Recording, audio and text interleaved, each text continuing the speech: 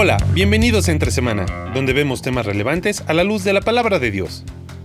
El día de hoy iniciamos una nueva serie llamada La muerte de Dios, donde queremos conversar sobre las diversas influencias que explican cómo llegamos al estado de la sociedad en la cual vivimos el día de hoy. ¿Cuándo empezó la debacle? ¿Cómo inició? ¿Qué tienen que ver filósofos de hace 200 años con las ideas que los cristianos tienen el día de hoy? Acompañemos a Alex y a Marcelo en esta interesante serie, aquí en Entre Semana. ¿No habéis oído de aquel hombre loco que una luminosa mañana encendió un farol, corrió al mercado y se puso a gritar incesantemente: «Estoy buscando a Dios, estoy buscando a Dios»? Justo allí se habían juntado muchos de los que no creían en Dios, por lo que levantó grandes carcajadas. «¿Acaso se te ha extraviado?», dijo uno. «¿Se ha perdido como un niño?», dijo otro. «¿O es que se ha escondido? ¿Tiene miedo de nosotros? ¿Se ha embarcado? ¿Habrá emigrado?».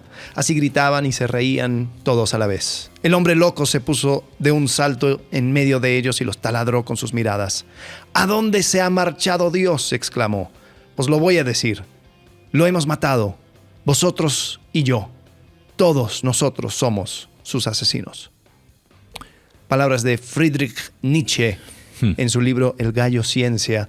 Es parte de uno de los escritos más famosos de Nietzsche acerca de Dios ha muerto. Que es la frase por la cual es más conocido y le da título a esta serie, ¿no? Correcto. Nosotros estamos hablando de esto porque lo que fue postulando Nietzsche, y él lo decía como felizmente, el hecho de que nosotros estamos llegando a un punto donde ya no necesitamos a Dios. Pero en este escrito, es un poco más largo, después vamos a meternos un poco más a lo que fue escribiendo, porque Nietzsche fue una figura clave en todo este tema de quitar a Dios en su rama de la filosofía. Y él lo que fue viendo es que cuando quitamos a Dios, entonces lo tenemos que reemplazar con algo.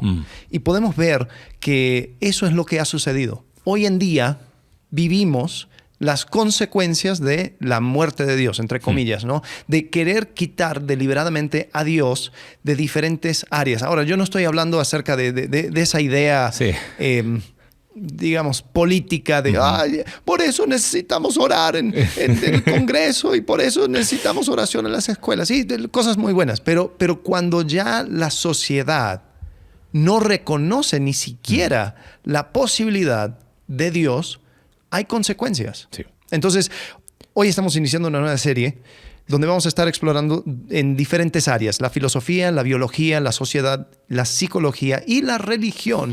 Está interesante esto. Sí. Se viene denso. Sí. Pero vamos a lograrlo. No nos abandonen, por favor. Porque, ¿qué hay detrás? ¿Por qué razón? O sea, es como que, a ver, pasamos de, ¿cómo se llama? Está complicado a algo así denso. Es como, ok, me tomo una pausa de entre semana, por favor, porque estos se pusieron muy densos. Pero ¿sabes qué? Hace un tiempo leímos un libro que lo recomendamos, sí, y va a ser uno de los que va a ser fuente para nosotros. El libro se llama El origen y el triunfo del ego moderno. ¿Okay? El subtítulo es Amnesia cultural, individualismo expresivo y el camino a la revolución sexual. ¡Wow! Ya con eso me mareé. Pero sí, explícanos un poquito el autor, Carl Trueman, qué estaba buscando a través de este escrito. Lamentablemente, este libro está en español. Por si lo quieren, vamos a colocar el link. Es denso. Partamos de esa base. Muy denso. Muy, muy denso. Okay. Es tan denso que el tipo escribió otro libro que es menos denso para poder leer y para poder entender. Pero lo hizo denso porque es una obra académica. Claro. Entonces él, todo lo que va diciendo, primero usa lenguaje académico, sí, ¿no? Entonces habla acerca del historiador, filósofo, del ego, del teólogo, de no sé qué. Entonces todos términos que son sí, propios de esas ramas. Pero ¿no? Si te gusta la lectura, es una excelente inversión y está en español ese libro. Sí. Pero el otro, que es el resumen para nosotros vulgos. Sí, para nosotros los que no hacemos ese tipo de lectura. Él escribió otro que se llama Strange New World.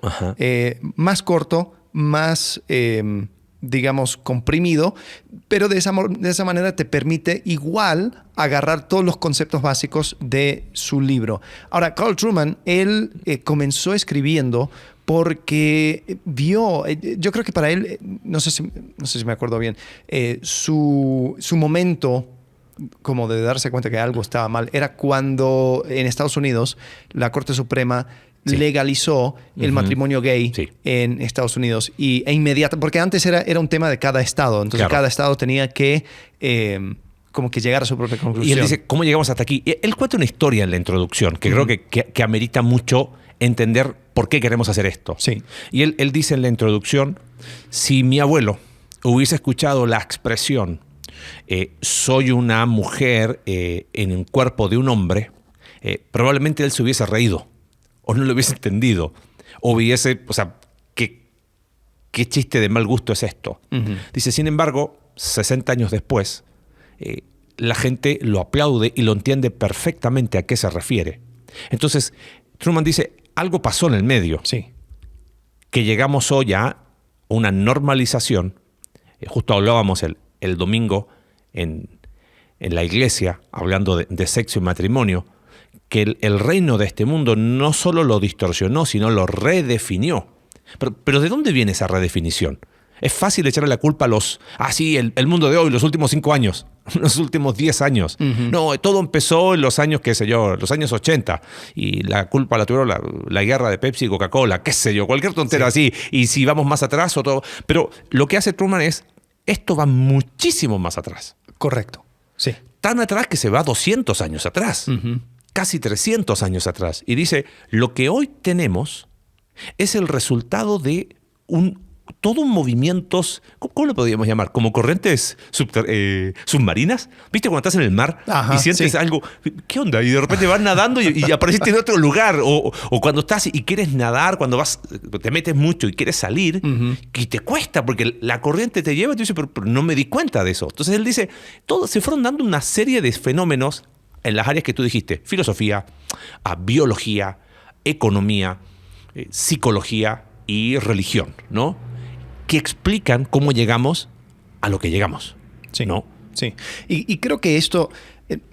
yo creo que estábamos hablando justo antes de comenzar a grabar y era como que, bueno, ¿cómo podemos tener una bajada práctica? No necesariamente va a haber mucho en cuanto a lo práctico. Entonces, bueno, por lo que escuchamos esta semana, tú puedes salir a hacer... No, pero creo que te va a dar un marco para poder tener conversaciones importantes y no simplemente aceptar algo porque, porque sí. Por ejemplo, hay hoy en día un debate muy fuerte con los deportistas en Estados Unidos, más que nada. Si digo Lia Thomas, nadie sabe quién es. Sí, no. Pero fue... Sí, él era una persona que nadaba como hombre. No era una persona de mucha importancia. Nadie lo conocía. Número 400 en el ranking de natación. Él decide hacer la transición a ser mujer y dice, bueno, ahora soy mujer, pero mi pasión de natación lo voy a continuar. Entonces, el cuerpo autoritativo de natación a nivel universitario decidieron de que sí, ok, perfecto, tú como mujer pues te toca nadar con otras mujeres. Y ahora es el número 1 en natación femenino. Sí. Y dices, ¿cómo? No, y empezó y tuvo salpicaciones políticas. Un senador en Estados Unidos y creo que un gobernador de un estado dijo, no, hay que proclamar campeona a la subcampeona. Porque esa es una mujer, el otro no. Se lo comieron. Sí. Vivo. ¿Cómo vas a decir eso? Eso, bla, bla, bla.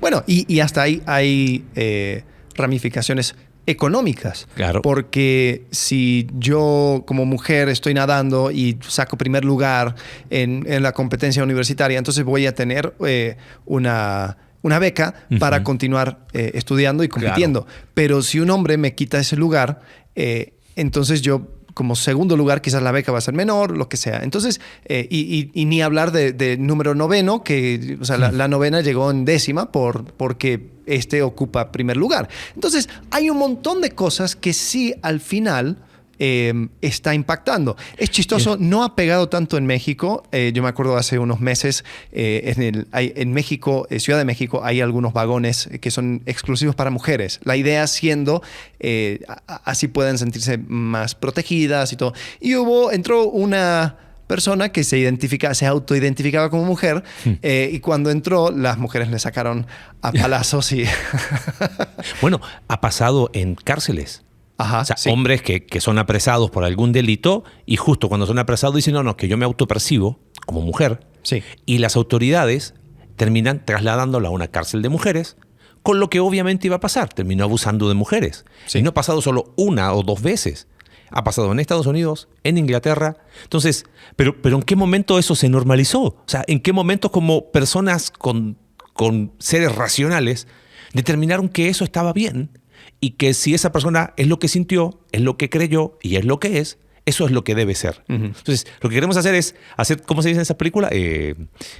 Flashback. ¿Okay? Ajá. O sea, estamos aquí y ahora nos tenemos que ir 300 años atrás, ¿no? Para entender de dónde vino eso, dónde partió. Y recién hablabas, nos va a dar un marco para conversaciones. Pero ¿sabes qué? Yo creo que al mismo tiempo va a ser un espejo. Y esa es mi mayor oración. Para que las personas que nos escuchan puedan decir, ¿sabes qué? Yo creo que hay mucho de esas ideas en mi mente. Y he cambiado la verdad de Dios por las mentiras que se fueron construyendo, que fui aceptando como verdad y de las cuales a veces ignoramos. Sí. Y muchas frases que yo he escuchado hoy en creyentes tienen su origen acá, en lo que vamos a hablar. Totalmente. En Rousseau, o sea, en Descartes, y dice, nada que ver, ¿cómo que no? Claro. Sí, y lo que termina implicando son cosas reales. Estaba hablando con nuestro productor antes de comenzar y me contaba acerca de sus compañeros de universidad. Uno es homosexual, vive con su pareja, otra tiene su novio que también están viviendo juntos y cuando comparten acerca de que no, sí, yo fui al psicólogo porque tengo ansiedad, el otro está tomando medicamento y todo lo demás. Y el pobre diciendo, bueno, yo voy a la iglesia, eso es mi forma de lidiar con los problemas de este mundo, pero le ven como raro, porque Claro. es como que las cosas que se han normalizado, el consumo de drogas, sean legales o no, sean psicotrópicas, dado por un doctor. De uso recreativo. De uso recreativo. O sea, Sí. muchas veces, o sea, los antidepresivos son drogas fuertes, pero se han normalizado. Como lo más común, como quien compra ibuprofeno en Sí. el Dr. Simi. Entonces, decimos, ¿en qué momento llegamos es a para eso? dormir. O sea, ¿en qué momento el uso de drogas fue usado normal? Perdón que me metí de ahí y nadie dice nada. Ajá. Sí, y es decir, ¿pero por qué no puedes dormir? Porque me atormentan mis pensamientos. ¿No pensás que sería mejor ir ahí primero? Claro. Empezar a ver cuáles son las mentiras que tú has creído, que ha llegado a tal punto que tú tienes que adormecer tu cerebro para poder sobrevivir en este mundo. Se me hace que hay mentiras que están tan arraigadas y son tan profundas de que tú en realidad no fuiste creado para sostener estas mentiras. Entonces sería bueno empezar a quitarte esas capas. Claro. Bueno, vámonos al 1630 y algo. Ok, y con Ok. una frase en latín. Sí. ¿Cómo es en latín? Cogito ergo sum. Claro, obviamente. Obviamente. Sí, sí. Y el nombre, si tuviste clase de filosofía, te van a decir Renato Descartes. Si tuviste un profesor bien, te van a decir René Descartes. Descartes. ¿Ah? Ahí sacas la flamita. Ugh. Descartes. Ok. René Descartes. Él estaba con un tema acerca de cómo sabía si existía, si entendía. Yo me dormí esa clase de filosofía. Es interesante porque la base del método científico que te enseñan en secundaria, prepa y en cualquier universidad viene de acá, del hecho de buscar ser lo más, entre comillas, objetivo posible. Y él establece, observar, las bases del método científico vienen de ahí. Pero él establece esta frase como una declaración, ¿cómo sería? Como su premisa fundamental. Y quizás nosotros cuando la Perdón, pusimos- dijimos lo que es, porque lo dijimos. No, en lo latín, dijimos, ¿no? lo dijimos. Para todas las personas que nos escuchan en latín. No tenemos idea de latín, la estamos leyendo, ¿ok? Se podría traducir, o la traducción más común es pienso, luego existo. Ajá. El problema con la traducción es que lo único que... claro, obvio. Primero pienso, Primero pienso luego y luego existo. Como algo cronológico. Sí, no. Pero Descartes no estaba hablando de algo cronológico. O sea, la traducción quizás más literal decía, porque pienso, soy. Sí. O sea, él está hablando de quién eres y está hablando de algo ontológico, ¿no? ¿Quién eres en esencia? Yo pienso y por eso soy. Entonces, se empieza a mover un foco. ¿A qué me refiero? ¿Dónde poder encontrar una verdad objetiva en lo que tú piensas? Eso abre puertas. O sea, por eso partimos acá. El poner mi pensar o mi pensamiento, bueno, ese es tu pensamiento. Eso es lo que tú crees. Sí. Bueno, está bien, yo lo respeto. ¿Pero de dónde viene eso? Sí. O la persona que dice, es que yo tengo que por ejemplo, los psiquiátricos y los psicólogos, ahora con este tema de transgénero y todo, hay una frase que se está empezando a darse que establece una dicotomía falsa donde el psiquiatra habla con el papá, dice, tu hijo se autopercibe mujer, niña, dice, ¿qué quieres? ¿Un niño muerto o una niña?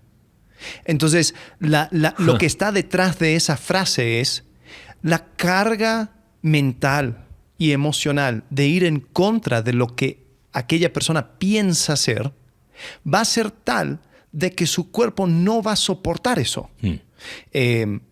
Y cuando, o sea, si tú no haces algo para mover las bases de la realidad biológica de que pues nació niño y tú no creas un ambiente donde esa persona se pueda autopercibir niña y pueda ser aceptado como niña, esa persona se va a matar. Claro. Entonces, ¿qué quieres? ¿Quieres una niña o un niño muerto? Ahora, obviamente Descartes estaba pensando en eso. No. Pero es lo que hace, pone una piedra que usamos como fundamentos. Sí. ¿Entiendes? O sea, o sea, lo conecto para quienes nos escuchan. Ay, ¿pero qué estás queriendo decir? No. Estamos hablando de que cuando uno le pone un valor supremo, sublime, elevado a cualquier cosa, o sea, como que incuestionable, lo que yo pienso viene de acá. Sí. Ahora, avancemos 100 años más.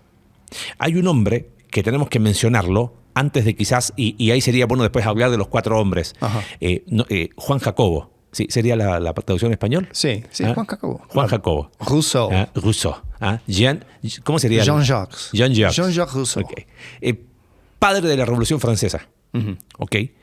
Este hombre tira ciertos postulados que abren la puerta a un cambio de paradigma, donde ya lo que hay que hacer es mirar adentro. O sea, él lo que pone es un fundamento donde la autoridad ya no está en el significado moral que yo busco fuera, sino es miro adentro, qué pienso, qué siento, ahí está mi última autoridad. O sea que había una esencia buena del ser humano y que cuando yo miro adentro de mi corazón, bueno, es chistoso, uno aprende de Rousseau por las películas de Disney, ¿no? Mira tu corazón, ¿qué dice tu corazón? Sí. Eso viene de ese individualismo. Sí, claro. Es un individualismo expresivo donde, y él también tiene una frase, no es en latín, es en francés. Yo no sé cómo es en francés, pero aquí lo tengo en español. Pero dice, el hombre ha nacido libre y sin embargo, por todas partes, se encuentra encadenado. Ese aparece en el libro Contrato Social. Contrato Social, correcto. Él dice esto, lo que quiere decir con esto es de que el hombre, en su esencia, es bueno. Y lo dice. La otra frase aparece en un libro que se llama Emilio o de la educación. Y dice, el hombre es bueno por naturaleza. Ajá. O sea, dime, ¿cuántas películas? ¿Cuántas series? ¿Cuántas cosas que les hacen a los niños? Ay, eres bueno, no. O sea, en esencia las personas son todas buenas. ¿Pero de dónde viene eso? O sea, sí. ¿en qué momento hubo ese cambio? Así como una piedra puso Descartes, Rousseau pone esta otra piedra puso Pelagio, pero después, o sea, la verdad es que todos tienen piedras y después terminamos en el Jardín del Edén. Pero un marco, o sea, la persona que supo agarrar esto y llevar sus implicancias a un montón de diferentes áreas fue Rousseau. Y es un énfasis en el ser, en que tú lo que necesitas es mirar hacia adentro, pero no mirar hacia adentro como hacía Aristóteles. No una sana introspección. Sí, correcto. O sea, porque antes, Agustino, incluso nosotros, hablando de transformación... Hemos hablado de introspección. O sea, introspección es súper importante, pero la idea es, yo miro para adentro para conectarme con algo exterior. En este caso es Dios. Y para ver, con relación a un parámetro externo, la verdad de Dios... ¿Qué está mal en mí? Alguien me preguntó una vez, oye, pero introspección es una palabra psicológica muy peligrosa. Dije, ahora quizás había mucho de esto. ¿Por qué? Porque cuando hablamos de introspecciones, a ver, ¿qué mentira yo he creído y he establecido como verdad? Y al compararla con la verdad de Dios, tengo un parámetro externo. Yo creo que esa es la clave y esa es la diferencia. Yo debo de mirar adentro para encontrar las mentiras y desterrarlas. Rousseau decía, mira adentro para encontrar las verdades y exaltarlas. Ahí está. Ya. Y listo. Ahora, fíjate. El próximo libro... ¿cómo se llama? Debatiendo con Rousseau. Un café con Rousseau. Pero mira, tengo un par de cosas que él... O sea, y quiero que vean esto. Es un poco denso, pero si lo podemos seguir y lo hacemos juntos, fluye mejor. Porque lo que hace Rousseau en esa mirada adentro es la última palabra, autoridad final, está en ti. Y yo pienso, ¿cuántas personas dicen, sí, pero es que para mí esto es verdad? Yo siento que es verdad. Yo creo que es verdad. Yo vivo mi verdad. Yo vivo mi verdad. Creo que fue un psiquiatra, Martínez Vila, que dice, la verdad ha muerto, viva mi verdad. Está muy bueno un artículo, es un psiquiatra cristiano, lo escribió hace varios años en una revista, y era, la verdad ha muerto, sí, viva mi verdad. O sea, al final, todas las narrativas se mueren para poner encima esa. ¿Por qué? Porque estaba adentro. Rousseau hablaba de que la libertad autónoma es aquella en la cual el individuo es el centro del universo. Hemos hablado tanto de eso en la iglesia. Oye, ¿en qué momento te pusiste tú en el centro del universo y todo se trata de ti? Bueno, porque eso es lo que viene alimentándose desde el año 1700 y que hoy lo consumimos en todas partes. No apareció hace 5 años atrás, ni hace 10 años atrás. Ahora, ¿qué le dirías a la persona que dice, bueno, pero yo, o sea, me acabo de enterar que Rousseau era una persona que existía? Bueno, si alguien ha visto la serie Lost, todos los personajes tienen nombres de filósofos. Y yo, la primera cosa que me viene a la mente cuando digo Rousseau es un personaje de Lost. Pero bueno, si eres una persona así, ignorante como yo, o sea, dice, pero yo estas cosas nunca lo he leído. O sea, ¿cómo es que me está impactando? Yo no creo que... o sea, la verdad no, a mí no me impacta mucho. Bueno, ahí es donde tenemos que empezar. Por eso hablaba, no solamente nos da un marco para una conversación, sino nos da un espejo. ¿Qué son las frases que usas para justificar las cosas que haces? Es que yo sentí que esto era verdad. ¿Y en qué momento lo que tú sientes determina lo que es verdad? Bueno, porque yo pensé que estaba bien lo que estaba haciendo.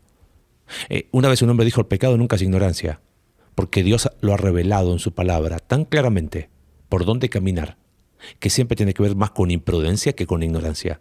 Con yo lo quiero, y porque lo quiero, el hecho de quererlo, lo establezco como, es que yo quiero eso. Entonces, establezco como verdad para mí que querer algo es suficiente razón para hacerlo. Entonces, a lo mejor está bien, nunca leíste Rousseau, pero te das cuenta, muchas de estas malas decisiones están justificadas por esta, y es lo que dice Truman en su libro, ¿no? O sea, se llegó un momento en que, ¿cómo era el título? El origen y el triunfo del ego moderno. Él habla de que se creó, ¿cómo es la expresión? Dejamos de ser personas humanas para transformarnos en un yo. Eso es muy interesante. Eso da para otro momento, en otra ocasión. No sé si grabado, pero está muy loco esa transformación. O sea, yo determino, yo establezco, yo defino. Y eso en realidad no empezó ahí, empezó en Génesis, ¿qué? Capítulo 3. Pues Adán y Eva redefiniendo bien y mal bajo sus propios términos. Sí, ¿no? Sí, totalmente. Pero creo que lo que dices es cierto, porque, por ejemplo, hay frases, cosas, ¿no? Eso de tu verdad. O sea, entonces ¿yo qué le voy a decir si eso no fue mi experiencia? Claro. O sea, entonces hemos quitado de en medio cualquier tipo de verdad objetiva o cosa donde podemos decir, pero esto está mal, pero esto no va. El concepto también del ser reprimido, o sea, eso o sea, viene mucho de la psicología, pero ¿cómo es que reprimir algo te puede traer daño? O sea, es esa idea de que no, tú tienes que dejar fluir tus emociones, tu enojo, tú tienes que expresarte, porque esa expresión es buena. El embotellarlo te va a hacer daño. ¿No será estos conceptos que viene de Rousseau, donde dices lo bueno y esencial de ti nace de ti, nace de tu corazón? Entonces, tú tratar de embotellarlo, tú estás reprimiendo la verdadera verdad de quién eres tú. Entonces, no estás siendo, porque eso también es una frase, yo tengo que ser, ¿cómo es? Fiel a mí mismo. Sí. Y es como que... Sí, yo tengo que ser fiel a mí mismo, porque si yo no me puedo mentir, esto es la verdad que yo vivo y yo reconozco. Entonces yo tengo que ser quien soy. Ajá. O sea, ¿pero a la luz de qué? De yo. Claro, no hay un parámetro. Ergo sum. Ajá, exactamente. Y creo que en este sentido, pensando en el episodio de hoy, donde hablamos del triunfo del ego, creo que tenemos que ser muy honestos y decir, sí, eso ha sido real en mi vida aún como creyente. He puesto mi yo, ese ego, que va más allá del término de egoísta, ¿no? O sea, estoy usando el concepto de ese yo, ¿no? Pero ego suena más, más interesante. Y lo he establecido en el trono. Y como dijiste, tengo que ser fiel ¿a quién? A mí mismo. O sea, ya deja de haber un punto de referencia externo. O sea, por años, mira, estamos bien de tiempo, creo, y ya, pero si como es denso, no sé, no se va a extender, no se preocupen. Y Truman en su libro cita a un autor que se llama Riff, apellido Riff, y él dice, es muy sencillo, no estoy de acuerdo en todo, pero sí explica ciertas cosas. Y él dice, él se va al tiempo de Aristóteles y dice, en aquel tiempo el hombre era un hombre político. Y ese hombre buscaba ser versus el idiota, el que no valía nada, ¿no? Cómo impactar su sociedad, su polis griega. Dice, ese hombre político fue reemplazado en la Edad Media por el hombre religioso. Y el hombre religioso, decía él, buscaba su significado primario en actividades religiosas. Iba a la iglesia, estaba ahí, pero era parte de una comunidad. Después dice, ese hombre religioso fue reemplazado por el hombre trabajador. Tiempo de revolución industrial, su significado estaba en ir a trabajar, sindicato de trabajadores, mejorar la comunidad, pero ese penúltimo hombre fue reemplazado, dice él, por el hombre psicológico. Y el hombre psicológico, dice este Riff, no encuentra identidad en actividades exteriores, sino más bien la búsqueda interna de la felicidad psicológica personal. Ahora, ¿qué tiene que ver eso con? Se supone que nuestra identidad está en Cristo, sí, pero estoy hablando desde el punto de vista sociedad. Desde el punto de vista sociedad, el ser humano siempre buscó la manera de ser parte de algo más grande y contribuir a su sociedad. Iban a Grecia, ¿cómo mejorar la polis? Tiempo de la Edad Media, ¿cómo mejorar este sistema? Tiempo de la Revolución Industrial, ¿cómo mejorar la fábrica? Pero hoy ya no se trata de mejorar la sociedad, se trata de la búsqueda de mi felicidad psicológica personal. Entonces, por eso se habla del hombre psicológico y el auge y el triunfo de ese yo moderno. Entonces, toda autoridad ya está en mí, ya no está fuera de mí. Ya no hay un punto externo de referencia. Y eso tiene que ver con el lugar que le damos, siendo creyentes, a la palabra de Dios y a la verdad de Dios. Por ejemplo, si tú preguntas a un creyente, ¿dónde está Dios? ¿Qué sería la respuesta? Dios está aquí, en mi corazón. En mi corazón. ¿No?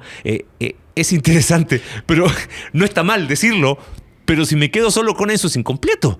No, claro. Y después, uno de los libros, o sea, muchos de los libros cristianos muy más vendidos son libros acerca de cómo usar a Dios para poder tener tu mejor vida hoy. Queremos títulos, pastor. Dale. Joel Osteen. Ok. Tu mejor vida hoy.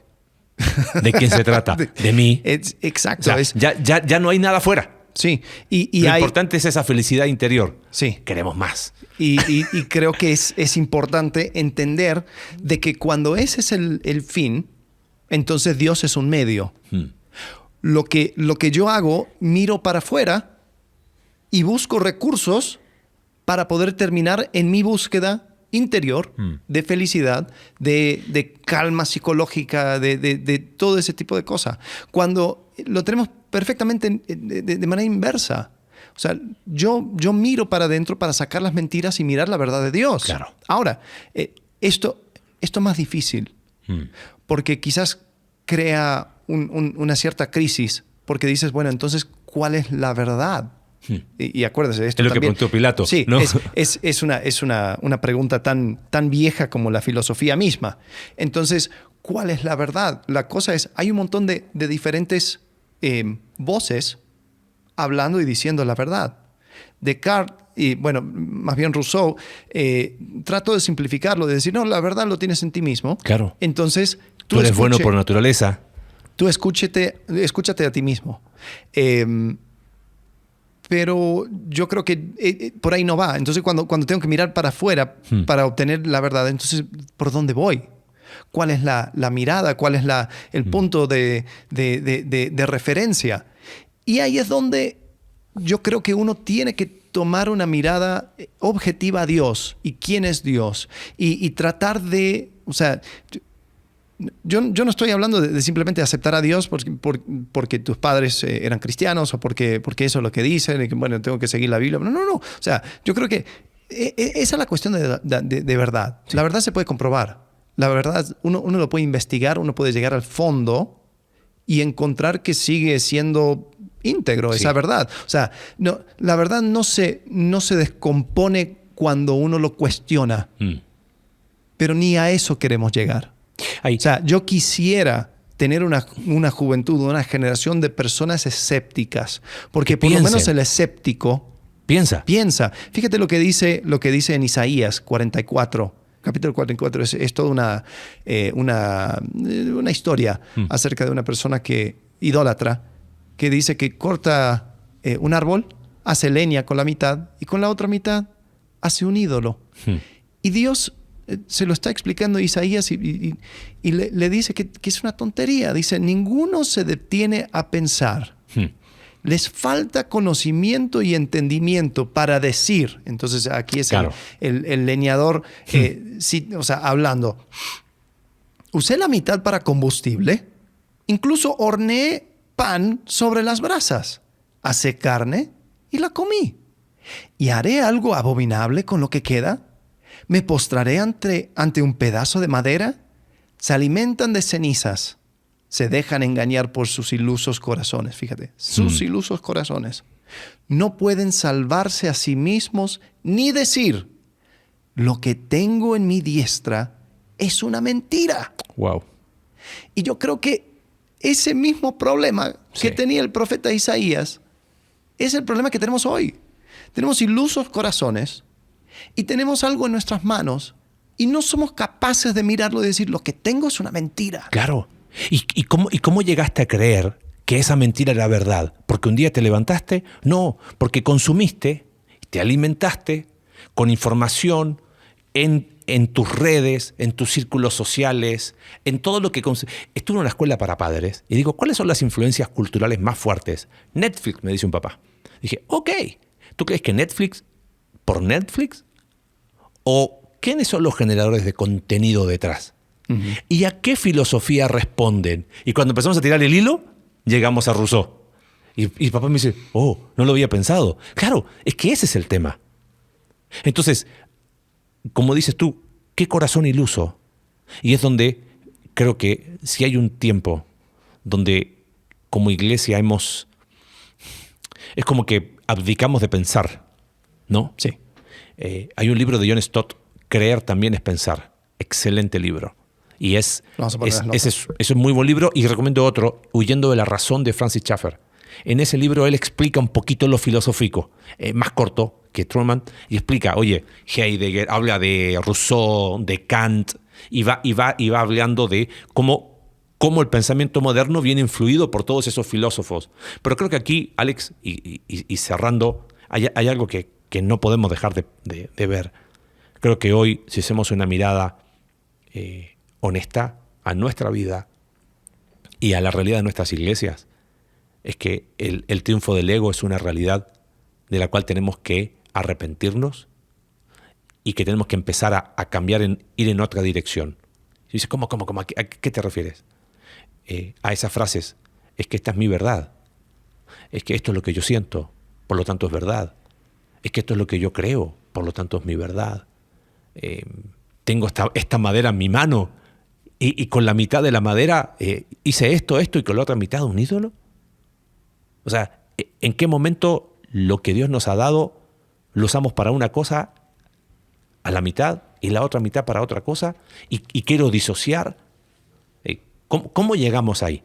Bueno, llegamos así, dejando de pensar, dejando de cuestionar, de decir, a ver, pero ¿por qué estoy aceptando esto? ¿Por qué estoy creyendo esto? Y claro, como Dios está en mí y eso es todo lo que vale, Francis Schaeffer una vez usó una expresión muy interesante. Él dijo, Dios está allí, hablando de que es algo objetivo. Uh-huh. Y hay un libro de él, Dios está allí o Dios está presente, se tradujo, y no está en silencio. Y me encanta, creo que eso es lo que tenemos que reivindicar, que Dios sigue estando presente y no está en silencio.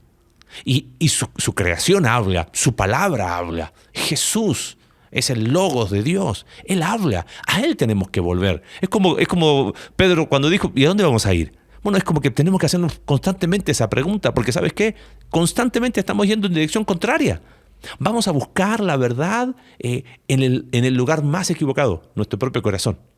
Y miramos, y como decías tú, me encantó lo que dijiste, introspección para determinar verdad, no para ver qué mentira hay al compararme con la verdad.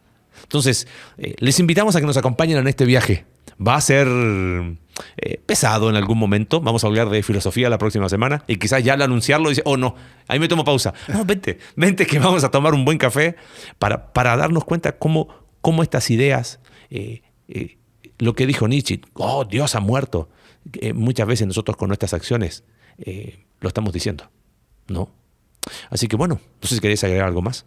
No, simplemente sí, creo que no nos damos cuenta de todas las cosas que se van colapsando cuando quitamos a Dios del medio. Cuando quitamos el concepto de una verdad objetiva, cuando nosotros somos autorreferentes y pensamos de que podemos seguir la vida como normal sin Dios. Y aún el ateo, ¿no?